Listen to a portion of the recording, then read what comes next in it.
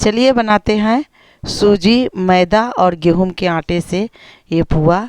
आपको तोड़ के दिखाती हूँ कि कितना अंदर से सॉफ्ट, और इसका टेक्सचर देख के ही पता लगता होगा कि पुआ कैसी बनी है। परफेक्ट मेजरमेंट से बनाएंगे तो टेस्टी बन के तैयार होगी। तो चलिए देखते हैं रेसिपी। तो उसके लिए सबसे पहले हम 2 ठो केला ले लिए हैं और केला को पहले छील लेंगे और जार में नाइफ से छोटा छोटा टुकड़ा करके काट के हम डाल देंगे दोनों केला को। आप कप या कटोरी कोई भी चीज़ सेट कर लीजिएगा मेजरमेंट के लिए।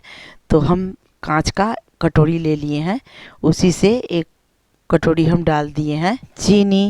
यहाँ पे हम 1 कप दूध ले लिए हैं, तो आधा दूध का इस्तेमाल करेंगे, आधा दूध रख दिए हैं। 3 गो इलायची ले लिए हैं और इलायची को खोल के छिलका समेत डाल दिए हैं और जार का ढक्कन लगा के इसे स्मूथ पेस्ट बना के तैयार कर लेंगे।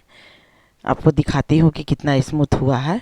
केला को अगर स्पून से मिक्स करके डालिएगा तो केला अच्छी तरह से मिक्स नहीं हो पाती है, तो ज़्यादा कोशिश कीजिएगा इस तरह चीनी, दूध और केला को पीस के डालने का। पुआ में एक बार इस तरह से बना के ज़रूर देखिएगा। और साथ में थोड़ा सा और दूध डाल करके जार को क्लीन करके डाल दिए हैं। जिस कटोरी से चीनी लिए थे उसी कटोरी से 1 कटोरी हम मैदा ले लिए हैं, मैदा को छान के ले लिए हैं। और सेम कटोरी से 1 कटोरी इसमें हम ले लिए हैं गेहूं का आटा। तो गेहूं का आटा को भी हम अच्छी तरह से छान लिए थे। और साथ में लेंगे 1 कटोरी सूजी। तो जितना सूजी लिए हैं उतना ही क्वांटिटी में चीनी लेना है। अगर आप मीठा खाते हैं तो कम बेसी कर सकते हैं इसमें। इतना में परफेक्ट मीठा हो जाती है, ना ज़्यादा कम होती है ना ही ज़्यादा होती है। मिक्सर से अच्छी तरह से इसे हम अब मिक्स करेंगे ताकि लम्स नहीं रहेगी। और आधा दूध जो बचा के रखे हैं उसे हम थोड़ा थोड़ा करके ऐड करेंगे। अभी बिल्कुल ऐड नहीं करना है, अगर ज़्यादा दूध एक बार ऐड कर दीजिएगा तो लम्स पड़ जाएगी। तो इसलिए थोड़ा थोड़ा करके दूध को हम डालेंगे। और दूध लिए हैं हम रूम टेम्परेचर का, बिल्कुल गुनगुना दूध नहीं लिए हैं। क्यों नहीं लिए हैं गुनगुना दूध? कि चीनी, केला और दूध को साथ में हम पीस लिए हैं। गुनगुना दूध लिया जाता है कि चीनी अच्छी तरह से मेल्ट हो जाएगी, इसलिए तो हम बिल्कुल गुनगुना दूध नहीं लिए हैं। और अच्छी तरह से इसे मिक्स कर लिए हैं। और बचा हुआ दूध है उसे हम डाल देंगे और वापस से फिर इसे हम मिक्स करते हुए गाढ़ा घोल बना के तैयार करेंगे। समय ज़्यादा इसमें दूध इस्तेमाल नहीं करना है। घोल का कंसिस्टेंसी दिखाती हूँ कैसी रहनी चाहिए अभी। तो आप देख सकते हैं ऐसा ही कंसिस्टेंसी रहनी चाहिए। अब इसे हम क्या करेंगे कि अब इसे ढक करके कम से कम 20 मिनट छोड़ देंगे रेस्ट के लिए, ताकि अच्छी तरह से सूजी फूल जाएगी। तो बेटर को रखे हुए 20 मिनट हो गई है।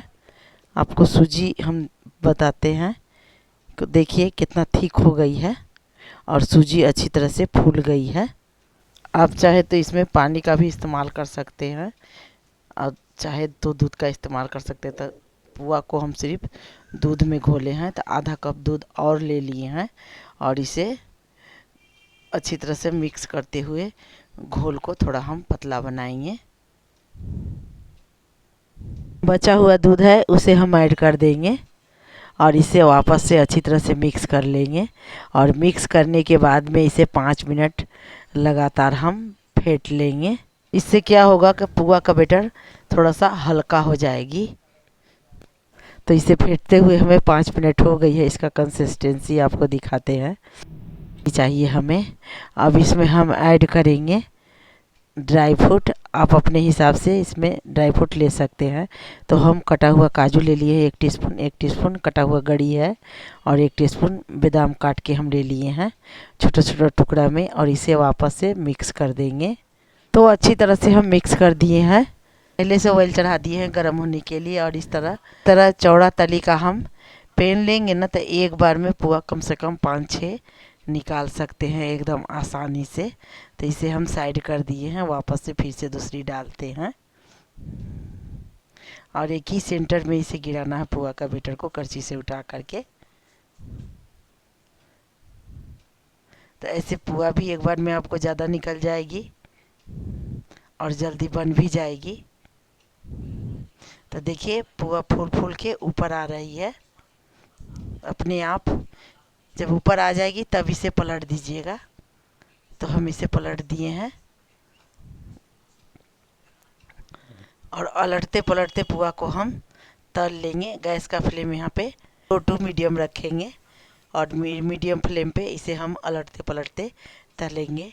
चारों पुआ को हम पलट दिए हैं और जगह बची हुई तो करछी से उठा करके हम एक पुआ और इसमें हम डाल दे रहे हैं। इस तरह पुआ बनाएंगे चौड़ा पैन में तो ज़्यादा से ज़्यादा पुआ बन के एक बार में तैयार होगी। तो दूसरी वाली हो गई है।